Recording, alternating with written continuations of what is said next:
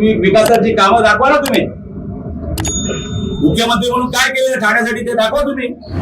10 वर्षात मी काय काम केलं ते सांगतो. नरेश म्हस्के महापौर 2.5 वर्ष तुम्ही काय केलं सांगा. मी सांगतो तुम्हाला मी काय काम केलं. त्यामुळे उगाच कोणाला जे चाललंय त्या पद्धतीने व्यवस्थितपणे चालू द्या.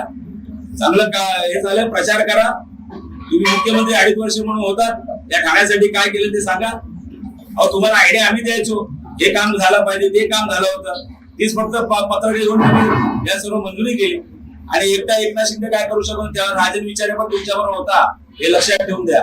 चित्रपट पहिला चित्रपट होतं मात्र दुसरा भाग काढून त्याच्यामध्ये खरं दाखवलं काय साहेब. म्हणजे तुम्हाला कळलं ना की पहिलं खोटं दाखवलं ते कबूल केलं साहेब. त्यांचं असं म्हणणं आहे की सभागृह नेतृत्व तुम्ही त्यांना दिलं तुम्ही देणार नव्हते, त्यांनी राजीनामा सांगून दिला. अहो साहेब हे आता तुम्ही बोलता, एवढं दिवस तोंड तुमचं शिवलं होतं का. आणि तुमच्यावर विश्वास कोण ठेवणार. तुम्हीच पिक्चर डायरेक्टर तुम्हीच होतात ना. तुम्ही काय स्क्रिप्ट काय राजन विचारे लिहायला आला होता. म्हणजे तुम्ही खोटं दाखवलं ना, एवढ्या लोकांना फसवलं तुम्ही. जर त्याच वेळेला बोलायचं होतं ना त्यावेळेला पिक्चर मध्ये तुम्ही काय दाखवलं की राजन विचार आला, चावी दिली आणि गेला, घरापर्यंत पोहोचवला. हे तर आम्ही तर सांगितलं ना तुम्हाला. आताच काय किस्से काढावे वाटतात. आता किस्से म्हणजे आता त्यांना कळले, त्यांचा किस्सा लोकांना समजलेला आहे.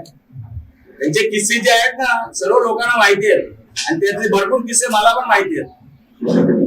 तर मी 40 वर्ष या राजकारणामध्ये होतो दिघे साहेबांपासून. आणि आम्ही दिघे साहेबांचे ओरिजिनल चेले आहोत. दिघे साहेब माझ्या शेजारीच राहायचे. हा विचारे साहेब त्यांचं असं म्हणणं आहे की आनंद दिघे साहेबांना मातोश्रीवरून असा आदेश होता की दिघे साहेबांना पदावरून जिल्हा प्रमुख पदावरून काढायचं होतं आणि त्यांचा ते रुग्णालयात असताना त्यांना तसं सांगण्यात आलं, त्यामुळे दिघे साहेब बेचैन झाले. तुम्हाला माहितीये का एक शॉट त्याने असं पण दाखवलं होतं, ते पण विचारून घेतात की दिघे साहेबांची बॉडी त्या ठिकाणी कांद्यावर उडी मारून खाली उडी मारली. हा पण शॉट होता, ते पण करायला दाखवा ना लोकांना. आणि कशाला लोकांना उल्लू बनवता. थोडे दिवस राहिले उगाच दादी लागू नका. ते असं म्हणतात की राजनचा सीझन संपलेला आहे. आता सीझन कुठला चालू आहे तुम्हाला बघेल ते. आता तुम्हाला 4 तारखेला कळेल कोणाचा सीझन चालू आहे. आणि सीझन कोणाच्या सांगण्याने नसतो, जनतेच्या हातात सीझन आहे. असं म्हणणं होतं की दिघे साहेबांच्या मृत्यूनंतर जेव्हा ते मातोश्रीवर भेटायला उद्धव ठाकरेंना गेले होते तेव्हा उद्धव ठाकरेंनी त्यांना विचारलं की दिघे साहेबांची संपत्ती कुठे कुठे आहे आणि त्याच्यानंतर त्यांना वाईट वाटलं, त्यांना वाटलं आपण चुकीच्या ठिकाणी आलो. 1-2 मिनिटं तुम्हाला फक्त सगळ्यांना एक गोष्टीचा उलगडा करू आपण. या लोकांनी गुरु शिष्याची परंपरेच्या बाबतीत त्यावेळेला बोलले आता या मीटिंग मध्ये.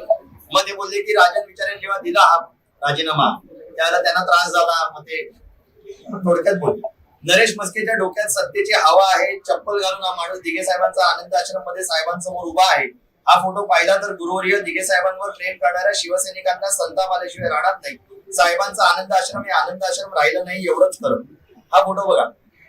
हे गुरु आणि हे शिष्य जी यांची परंपरा, हे तत्वज्ञान दुसऱ्यांना शिकवत आहेत. मला अभिमान आहे की मी खऱ्या शिष्याच्या बाजूला बसलो आणि त्यांच्या बरोबर या शिवसेना या खऱ्या संघटनेमध्ये काम करतोय. एक हा आहे 30 जुलै 2023 चा. त्यानंतर देखील यांना अक्कल आली नाही. या मार्च 26, 2024 ला होळीच्या वेळेला आमचे दैवत धर्मवीर आनंद दिघे साहेबांच्या फोटो समोर कायम चप्पल घालून रुबाबात उभे असणारे नरेश म्हस्के आणि त्यांच्या साथीदारांना दिघे साहेबांचा पवित्र स्मृती समोर कसं उभं राहायचं याचं भान नसलं तर त्यांना दिघे साहेबांचा विचार, शिवसेनेचे विचार कधी. साहेबांच्या मृत्यू कसा झाला, साहेबांवरती किती अन्याय झाला आणि जर का तुम्ही खरं शिष्य होता तेव्हा थोबाडा कशाला बंद करून बसलेला. तुम्हाला याच वेळेला समजलं का की साहेबांवरती अन्याय झाला. गेल्या 2 वर्षामध्ये धर्मवीर पिक्चर जेव्हा काढला त्याच्यानंतर या लोकांनी सातत्याने बोलत आले आणि ज्या वेळेला मी काउंटर केलंय हे दोन्ही ट्विट तर दाखवले. याच्यानंतर मी जेव्हा ट्विट केलं किंवा मी त्यांना विचारलं की 22 वर्ष दिघे साहेबांना जाऊन झाले, आज तुम्हाला आठवण आली का साहेबांवरती अन्याय झाला. मग साहेबांच्या पश्चात जर का तुम्ही म्हणता तुम्ही खरे शिष्य होता तर मग त्याच्यानंतर तुम्हाला ही भूमिका घ्यायला पाहिजे होती की साहेबांनी दिलेल्या शिकवणीप्रमाणे आम्ही शिवसैनिक म्हणून राहतो पण कोणतेही आमदारकी, नगरसेवक, खासदार, मंत्रीपद आम्ही घेणार नाही का म्हणून तुम्ही घेतलं. त्यावेळेला तुम्हाला आठवलं नाही आमच्या गुरुवरती अन्याय झाला. म्हणजे तुमच्या स्वार्थाची जेवढी पदं होती तेवढी उपभोगली आणि ज्या वेळेला तुम्हाला वाटलं आमचं काय फावत नाही की त्यावेळेला तुम्ही आरोप करायला चालू झाला.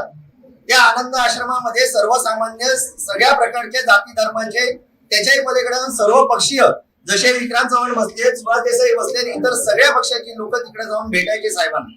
आज त्या आनंद आश्रमामध्ये त्यांचे जे कॉन्ट्रॅक्टर जे लोक आहेत ते लोकच बसतात. का म्हणून असं? लोक पहिल्यांदा आत्मीयतेने पाया पडायचे, आज पडतायत का तिकडे? कारण की तुम्ही मध्यंतरी साहेबांच्या फोटो मध्ये पण काहीतरी झोल केलात आणि साहेबांचा फोटो तिकडे लावलात. जेव्हा लोकांनी टीका करायला चालू केली त्यावेळेला तुम्ही साहेबांचा फोटो काढलात. आज जेव्हा तुम्हाला माहिती पडलं की तुमच्या पायाखालची वाळू सरकते, 25 लोकसभा मतदारसंघाचा सर्वे जेव्हा काढला तेव्हा तुम्हाला समजते जेव्हा राजन विचारे जिंकतायत, लोक त्यांना चांगला प्रतिसाद देत आहेत, त्यावेळेला तुमची घालमेल झाली आणि तुम्ही त्यावेळेला उमेदवार शोधत होतात. तुम्हाला जेव्हा उमेदवार मिळाला नाही तेव्हा कोणातरी द्यायचं म्हणून ह्याच्या काळात माळ घातली आणि आज तो तिकडे जाऊन नतमस्तक होतोय, तिकडे चपला घालून उभा होता. बोलण्यासारख्या अनेक गोष्टी आहेत. धर्मवीर पिक्चर तुम्ही काढलात, मगाशी साहेब पण बोलते, अनेक शॉट, आणि त्या लोकांनी स्वतः कबूल केलं की आम्ही खरा पिक्चर आणणार आहोत. म्हणजे तुम्ही खोटा पिक्चर दाखवून तुम्हाला जे साध्य करायचं होतं, तुम्हाला जेव्हा इथनं पळायचं होतं, तुम्हाला जेव्हा तुमचं स्वार्थ साधायचा होता त्यावेळेला तुम्ही धर्मवीर पिक्चर काढलात. आणि तो धर्मवीर पिक्चर काढल्यावरती मी पूर्ण महाराष्ट्राच्या जनतेला तुमच्या समक्ष सांगतो की ह्या महाराष्ट्राच्या जनतेची तुम्ही अक्षरशः फसवणूक केलेली आहे. कारण की धर्मवीर पिक्चर बघत असताना आणि दिघे साहेब डोळ्यासमोर ज्यांच्या आले त्यावेळेला लोक रडली, कार्यकर्ते रडले, भावूक झाले. आणि आज तुम्ही 2 वर्षानंतर सगळं तुमचं उपभोगल्यानंतर तुम्ही सांगताय की हो आम्ही पिक्चर मध्ये झोल केला.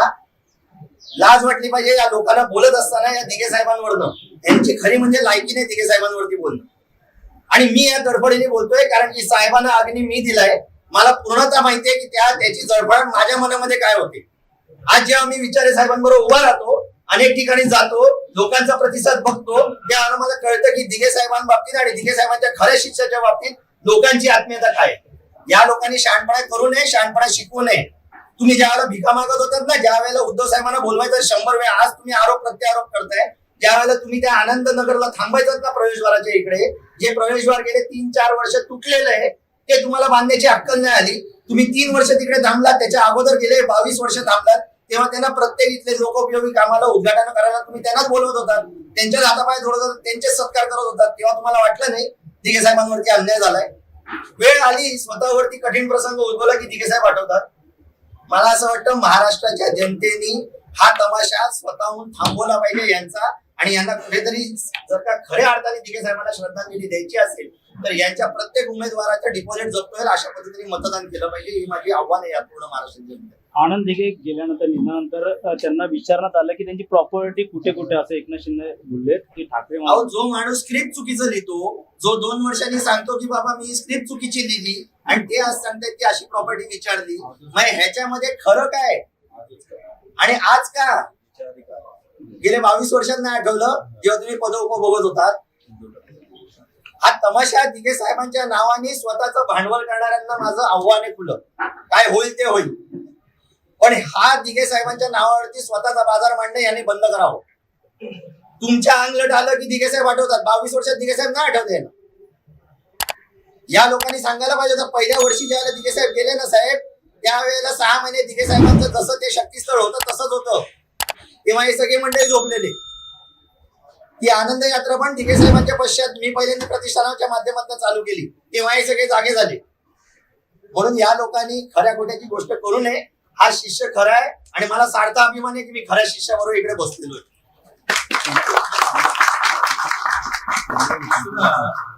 नरेश म्हस्के म्हणाले की मी करेक्ट कार्यक्रम करतो. आमच्या आईला तू कोणाकोणाने करेक्ट कार्यक्रम केले ते आम्हाला सर्व माहिती आहे. तुझा आता करेक्ट कार्यक्रम लोक करतील. तू काय करतो तिथे महापालिकेत बसून ना धंदे सर्व माहिती आहे आम्हाला. आमच्यासारख्या ते नादी लागू नकोस. या दिवशी बोलेल तरी तुला पळता होईल. आणि मी मागे पण सांगितलं ज्या दिवशी सत्तांतर होईल तेव्हा पहिला उमेदवार पडणार असेल नरेश म्हस्के. त्यावेळेला पण बोललो होतो, आज पण कोणाचाच नाही. कळलं की नाही, तो कोणाचाच नाही. नरेश म्हस्केंनी असं सुद्धा सांगितलेलं आहे की सेकंड शिफ्ट वरून यायचो तेव्हा तुम्ही त्यांना घ्यायला लागतात भाषण निर्माण केलं. त्याला सांगितलं तेव्हा राजन विचारे भारत बिहार मध्ये सर्व्हिसला होता आणि तो होता कॅडबरी मध्ये कळलं गेलं. अरे तू एवढा खोटारडा माणूस आहे, एवढा खोटारडा माणूस आहे. तुम्हाला पत्रकार मित्रांना सुद्धा माहिती आहे. हसू नका, खरंच आहे लोकांना समजलं पाहिजे. या भिकारड्या माणसाला किती प्रसिद्धी तुम्ही द्याल?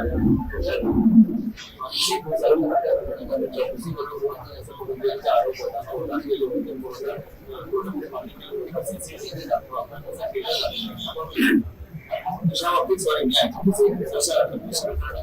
मला वाटतं हा विषय आहे ना ठाण्याचा घ्या आम्ही कार्यकर्ते मुख्यमंत्री असं म्हणालेले आहे की ज्या कार्यकर्त्यांनी निवडून दिलेले आहे त्यांना वडापाव सुद्धा दिला गेला नव्हता. मागच्या इलेक्शन मध्ये वडापाव मिळाले. आज समोसे दिलेत बघा खाल्ले का? आज समोसे दिले खाल्ले का? खाल्ले. तुमचं असं म्हणणं होतं आणि एकनाथ शिंदे काय घरातले देत होता का? एकनाथ शिंदे घरातले देत होता का? नरेश म्हस्के घरातले आपल्या 6 महापालिकेचा कारभार करत होता. म्हणून सांगतोय मला बोलायला लावू नका. मी परत सांगतोय हल्लं तेवढं पचवा. हा आमच्या मना आम्ही स्वच्छ हाताची माणसं आहोत. त्यांचं असं म्हणणं होतं की तेव्हा ठाण्यातले कार्यकर्ते आणि पदाधिकारी राजन विचारे यांचं काम करायला तयार नव्हते. त्यांना मी सांगितलं की माझ्याकडे मतदान द्या. एकनाथ शिंदे काय मोठे परमेश्वर होते का? एकनाथ शिंदे मोठे परमेश्वर होते का सांगा मला. हा? अरे हा बाळासाहेबांचा विचार. दिघे साहेब तुम्ही कुठे ते कुठे? हा तुम्ही त्या फोटो मध्ये आनंद आश्रम मध्ये स्वतःचा फोटो लावला होता. बोंबावून केली एका हातात बदलून टाकला. अरे दिघे साहेबांची सर तुम्हाला येणार आहे का? गाडी वाढवली ऍक्टिंग केली का? होतं का? पिक्चर काढून होतो का? दिघे साहेबांसाठी कष्ट करावं लागतात.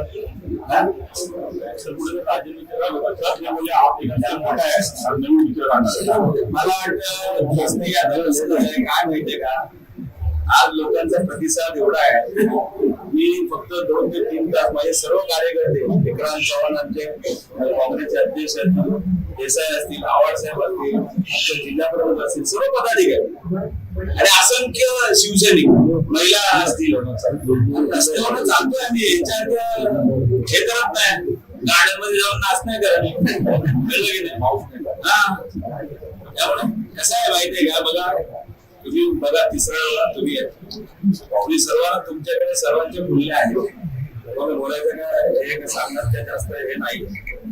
त्यामुळे त्यांनी फक्त इलेक्शन लढवावं. त्यांनी केलेली कामं लोकांसमोर मांडावी. या गोष्टीमुळे लोकांना काहीही इंटरेस्ट नाही. आज दिघे साहेबांना जाऊन किती वर्ष आले? 22 वर्ष. आणि 22 वर्ष तुम्हाला आता कंठ कुठलाय सारखा बोलताय तुम्ही. तुमचा पोपट होणार. गरजा हिंदुस्तान चॅनलला सबस्क्राईब करा आणि ताज्या घडामोडी जाणून घेण्यासाठी बेल आयकॉनवर प्रेस करा.